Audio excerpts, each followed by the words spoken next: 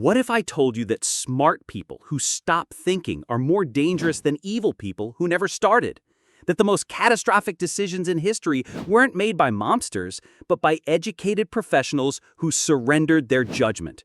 What if your intelligence isn't protecting you from evil, but making you the perfect weapon for it? Dietrich Bonhoeffer discovered this terrifying truth while watching Nazi Germany transform his fellow intellectuals into willing executioners. The doctors who designed gas chambers weren't psychopaths, they were brilliant scientists. The lawyers who wrote the Nuremberg laws weren't sadists, they were respected legal scholars. The teachers who indoctrinated children weren't monsters, they were educated professionals who genuinely believed they were serving the greater good. These weren't evil people, these were smart people who had stopped thinking. And here's what makes this truly terrifying. It's happening right now. Doctors spreading medical misinformation, lawyers defending obviously corrupt politicians, teachers promoting ideologies that harm their students, engineers designing surveillance systems that destroy privacy. These aren't evil conspiracies. These are smart people who have surrendered their independent judgment to systems that reward compliance over truth. This isn't happening to other people. It's happening to people just like you. The more educated you are, the more vulnerable you become to this intellectual surrender. A 2019 study by Yale researchers found that people with higher education levels were more likely to defend obviously false information if it came from authority figures they trusted. Your intelligence isn't protecting you, it's making you a target. But before we dive deeper, I have to ask, when was the last time you questioned something that everyone in your professional circle believed?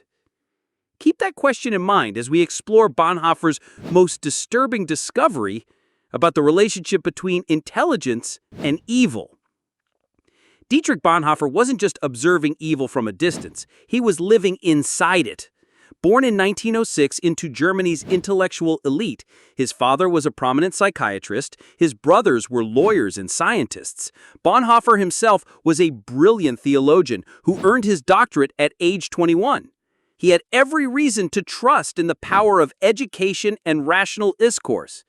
But as the Nazi Party rose to power, Bonhoeffer witnessed something that shattered his faith in intelligence.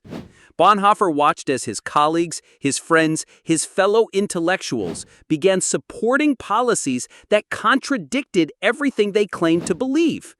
These weren't ignorant peasants being manipulated by propaganda. These were professors, doctors, lawyers, clergy members, people with advanced degrees and sophisticated thinking skills. Yet they were voluntarily participating in their own intellectual surrender. What Bonhoeffer realized was that intelligence without independent judgment becomes a weapon in the hands of those who know how to manipulate it. From his prison cell in 1943, waiting to be executed for his role in the plot to assassinate Hitler, Bonhoeffer wrote his most chilling observation about the relationship between intelligence and evil. He noted that evil people know they're doing wrong, which creates internal conflict and eventual resistance. But smart people who surrender their judgment believe they're doing good, immune to correction. They become more dangerous than evil people because they have the intelligence to rationalize any atrocity and the education to make it seem reasonable. Bonhoeffer discovered that intelligence becomes dangerous when it's separated from moral courage. Smart people are trained to defer to authority, to follow established procedures, to trust institutional knowledge. But when those institutions become corrupt, intelligence becomes complicity. The same analytical skills that make someone a good doctor or lawyer or teacher can be turned into tools for implementing evil policies. The more intelligent someone is, the better they become at rationalizing the irrational. Have you ever noticed how the most articulate defenses of obviously wrong positions come from highly educated people? How the most sophisticated justifications for harmful policies are written by people with advanced degrees? Bonhoeffer saw this pattern everywhere in Nazi Germany. The most eloquent speeches supporting genocide came from university professors. The most detailed legal frameworks for oppression were crafted by brilliant lawyers. The most persuasive propaganda was created by educated intellectuals who genuinely believed they were serving the greater good. These weren't evil people. These were smart people who had stopped thinking. Modern psychology has confirmed Bonhoeffer's insights with terrifying precision. Dr. Stanley Milgram's experiments at Yale revealed that intelligent, educated people were more likely to administer what they believed were lethal electric shocks when instructed by authority figures. The participants weren't sadists. They were normal, intelligent people who had temporarily surrendered their moral judgment to someone in a white coat. A 2019 replication study found that people with advanced degrees were actually more compliant than those with less education. Dr. John Jost's research at NYU on system justification theory reveals why smart people defend harmful systems. His studies show that people with higher education levels are more likely to rationalize inequality and defend institutions, even when those institutions work against their own interests. Intelligence provides more sophisticated tools for self-deception. The smarter you are, the better you become at convincing yourself that unjust systems are actually fair and necessary. We see this playing out in professional networks today. A 2020 study by MIT researchers found that misinformation spreads faster among highly educated professionals than among the general population. Doctors sharing debunked medical theories, lawyers promoting conspiracy theories, engineers designing systems they know will be used for surveillance and data manipulation. These aren't failures of intelligence, they're examples of intelligence being weaponized by systems that reward compliance over truth. Dr. David Dunning's research reveals the expertise trap. Highly educated people become overconfident in their ability to evaluate information outside their field. A brilliant surgeon becomes convinced they understand economics. A respected lawyer starts making medical claims. A renowned scientist promotes political theories.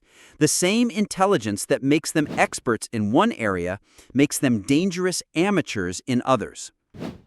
Perhaps most disturbing is research by Dr. Dan Kahan showing that people with higher cognitive sophistication are better at motivated reasoning. They don't use their intelligence to find truth, they use it to defend their existing beliefs more effectively.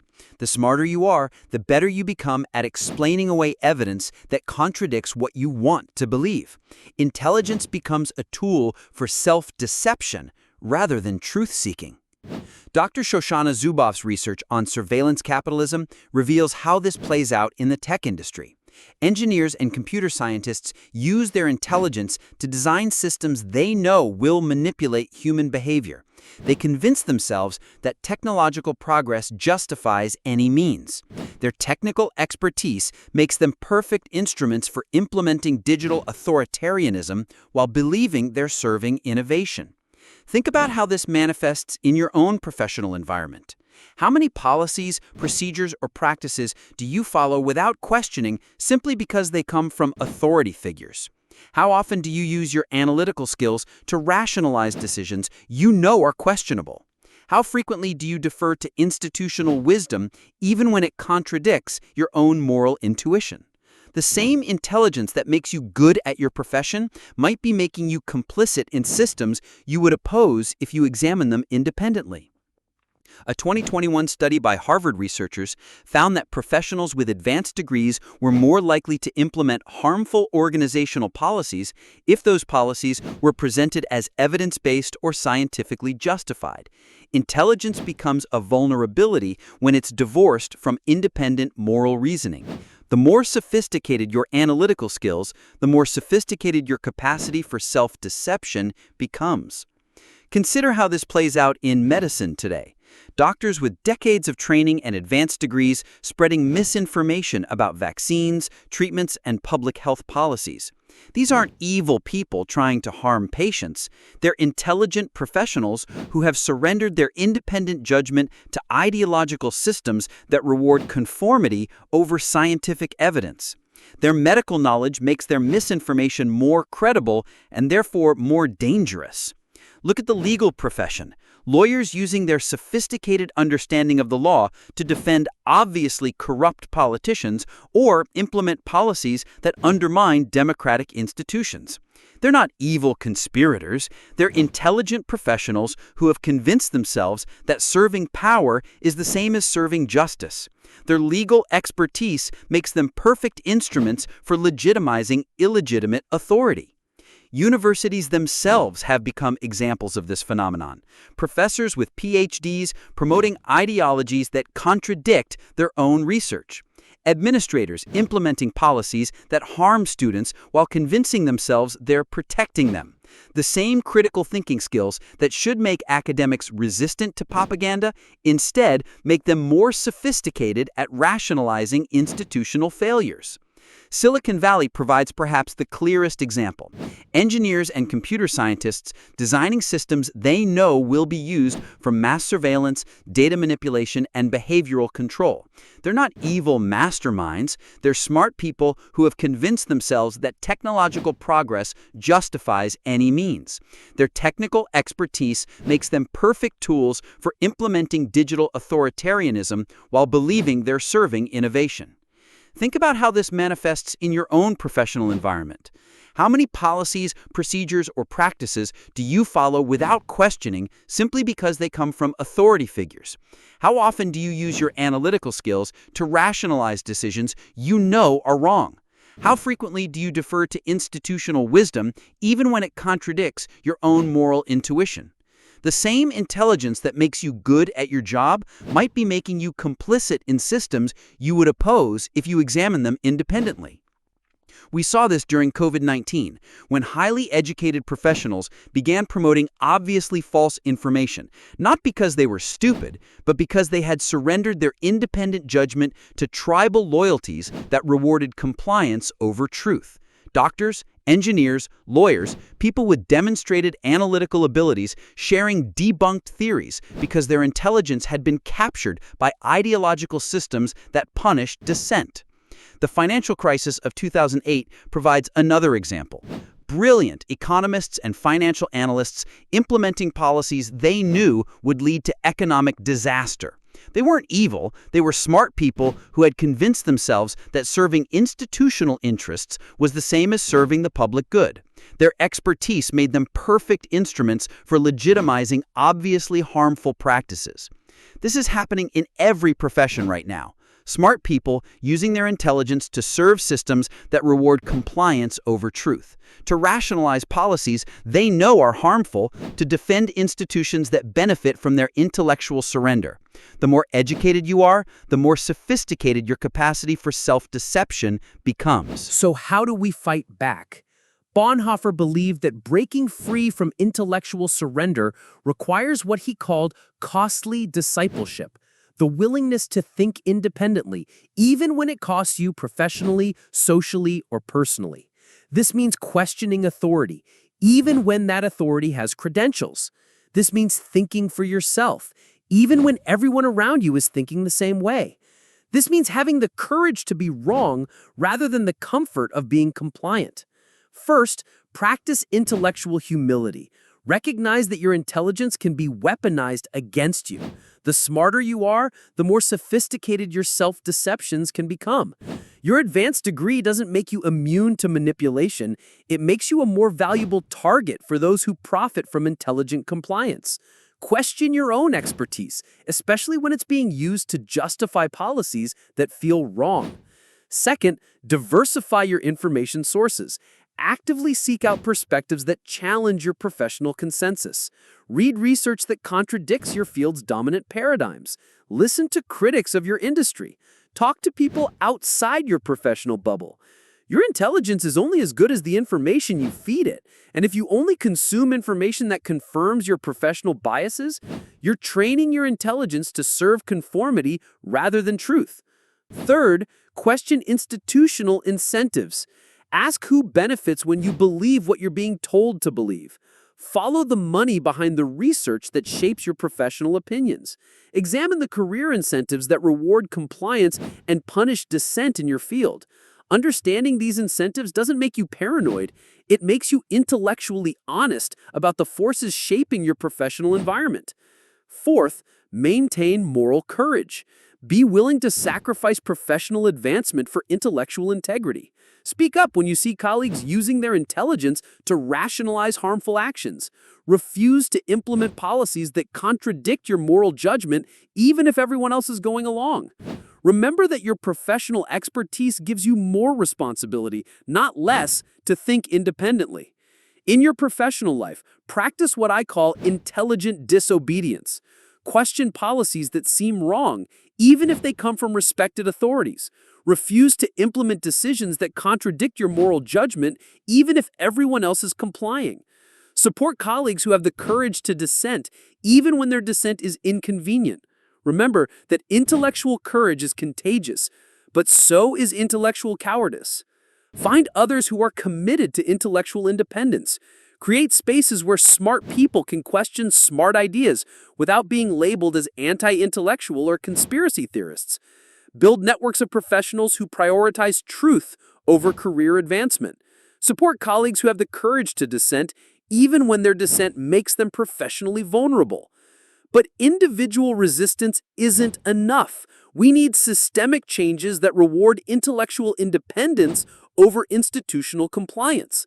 This means reforming professional education to emphasize critical thinking over credentialism. It means creating legal protections for whistleblowers and dissenters.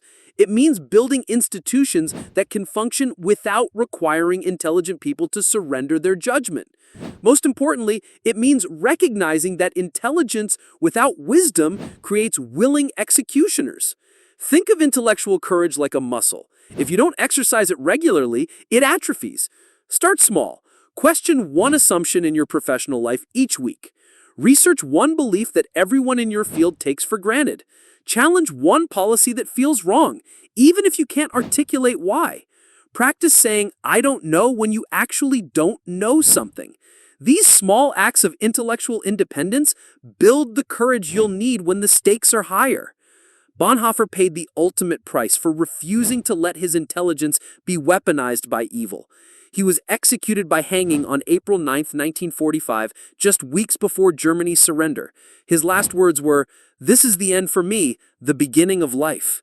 He died because he chose intellectual courage over professional safety, moral independence over institutional compliance.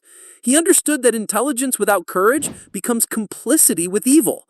Bonhoeffer's warning is more urgent today than ever. We live in an age where intelligent people are being systematically recruited to implement policies they would oppose if they thought about them independently, where professional credentials are being used to legitimize obviously harmful decisions, where expertise is being weaponized against the very people it's supposed to serve. The question isn't whether you're intelligent enough to resist evil. The question is whether you're courageous enough to use your intelligence independently. The gap between intelligence and courage is where evil thrives. Smart people who lack moral courage become perfect instruments for implementing harmful policies. They have the analytical skills to make evil seem reasonable, the communication skills to make it seem necessary, and the professional credibility to make it seem legitimate. This is why Bonhoeffer argued that smart people who stop thinking are more dangerous than evil people who never started. Every day you face a choice. Will you use your intelligence to serve truth or to serve power? Will you think independently or defer to authority? Will you question systems that benefit from your compliance, or will you become complicit in your own intellectual surrender? The choice isn't between being smart or being good. The choice is between being intelligently courageous or intelligently compliant. History shows us that the most catastrophic decisions are made by intelligent people who have surrendered their judgment to systems that reward compliance. The Holocaust wasn't implemented by monsters. It was implemented by educated professionals who convinced themselves they were serving a greater good. The financial systems that create massive inequality aren't designed by evil people. They're designed by brilliant economists who have rationalized exploitation as efficiency. But history also shows us that resistance is possible. Bonhoeffer wasn't the only intelligent person who chose courage over compliance. There were doctors who refused to participate in medical experiments, lawyers who refused to write oppressive laws, teachers who refused to indoctrinate students, engineers who refused to build weapons of mass destruction. These people understood that intelligence without moral courage becomes a tool for evil. The choice is yours. Will you use your intelligence to serve authority or to question it? Will you think independently even when it's professionally risky, or will you surrender your judgment to institutional pressure? Will you have the courage to be wrong rather than the comfort of being compliant? Remember that your intelligence makes you more responsible, not less, for the consequences of your professional actions. Here's my challenge to you this week.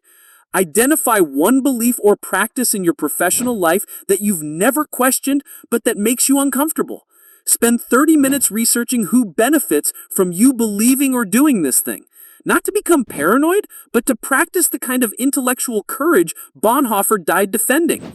If your belief or practice survives the scrutiny, you'll hold it more consciously. If it doesn't, you'll have learned something valuable about the difference between intelligent compliance and intelligent resistance. If this video has made you question your own relationship between intelligence and courage, that's not a weakness. It's the beginning of intellectual independence. Share this with someone who isn't afraid to think independently, even when it's professionally risky.